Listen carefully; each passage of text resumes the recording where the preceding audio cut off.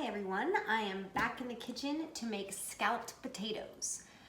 Don't be distracted by my tie-dye shirt. It is what I've been doing in my spare time, and apparently it is a sign of the peak of quarantine. So I have reached it with all of my tie-dye gear and I'm very excited about it.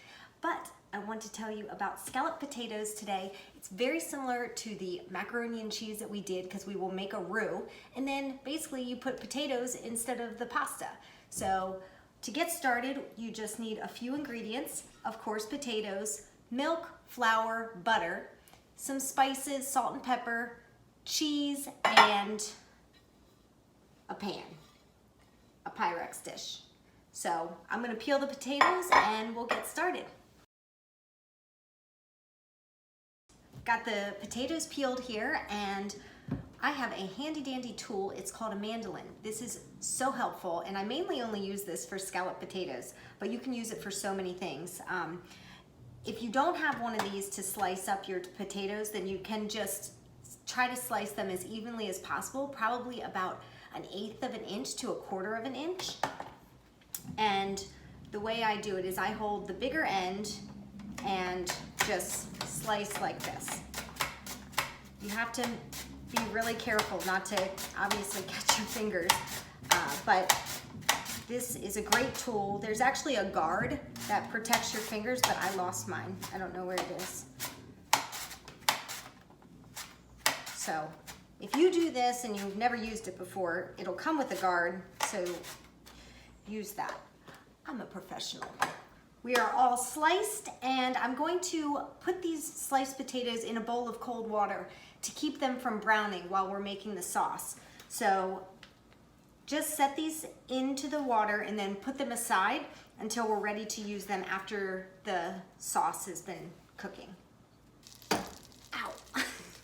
I'm at the stove and I've got the 2 tablespoons of butter melting here, and we're gonna add 1 heaping teaspoon of the flour.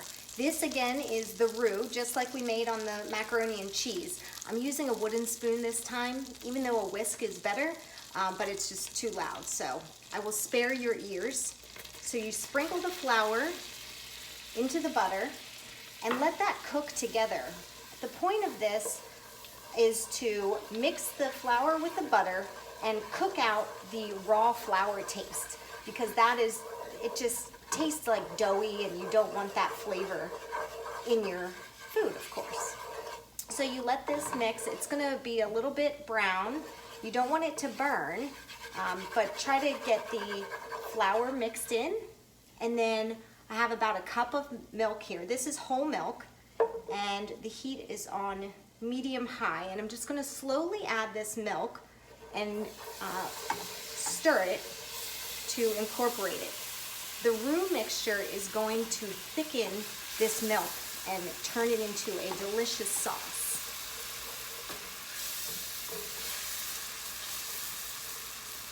So just a little bit at a time. You'll see it start to bubble up, and then add a little bit more.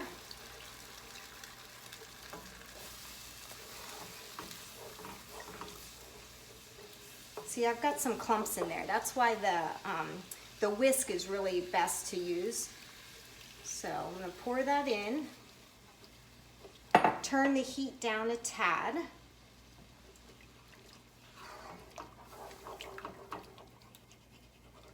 And then I've got about 3 cheese slices here. Not too much cheese, but just enough to give it some flavor and some color.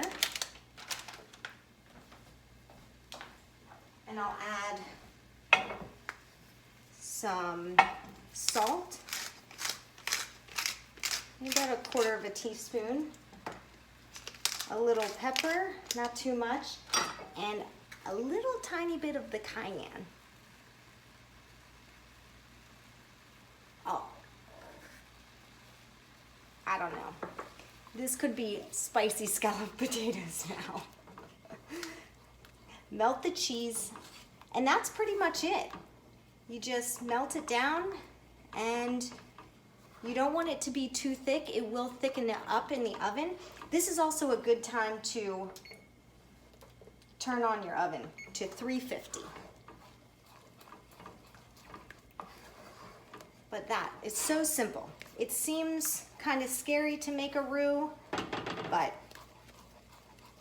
this will be a staple in your cooking if you can get this down. So I'm gonna turn the burner all the way down and then start preparing the layers of potatoes to pour this on, and then we're gonna bake it and it's gonna be so yummy. The potatoes are drained now, and I'm gonna layer them in here, probably 2 layers or so. It's nice when you use a mandolin because they're already kind of in a pattern that you can just layer them on the bottom like that. But if not, you'll figure it out. They can overlap a little bit. No big deal. Just cover the whole bottom.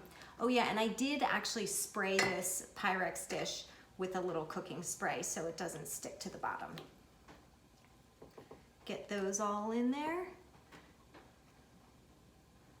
This is kind of a small batch, but you can make a much larger pan of scalloped potatoes if you want.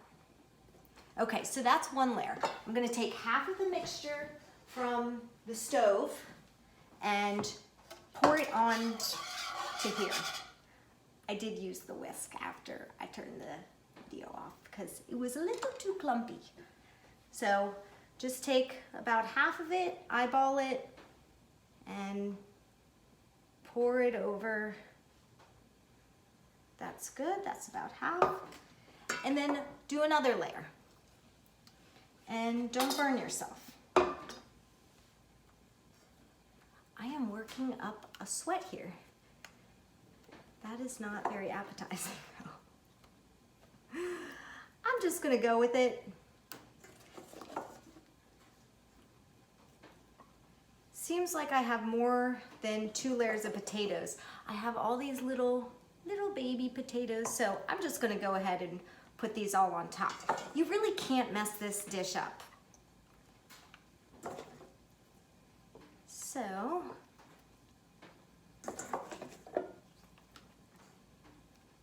that'll be that. Now, take the rest of the sauce and put it over the top. It already smells so good. You can't go wrong with cream, butter, cheese.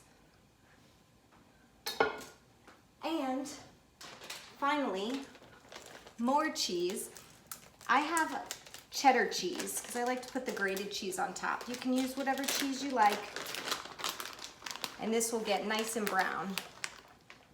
Just put a little layer of that on top. Sounds like the oven is ready. All ready for the oven? Gonna go in for 45 minutes to 1 hour, uncovered.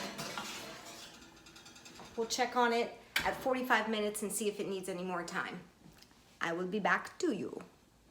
I just took a peek and it's looking so good. I think it's definitely ready. And woohoo! Here it is. Super hot right now, so might not be the best idea. I would let this sit for a little bit, but I think it's gonna be really good. Oh, wow. The potatoes are tender, the top is crispy, the edges are crispy. Let's see.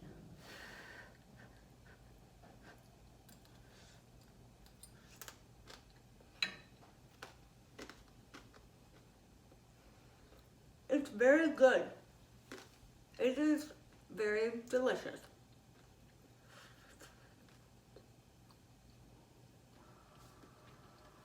Easy peasy. Give this one a try.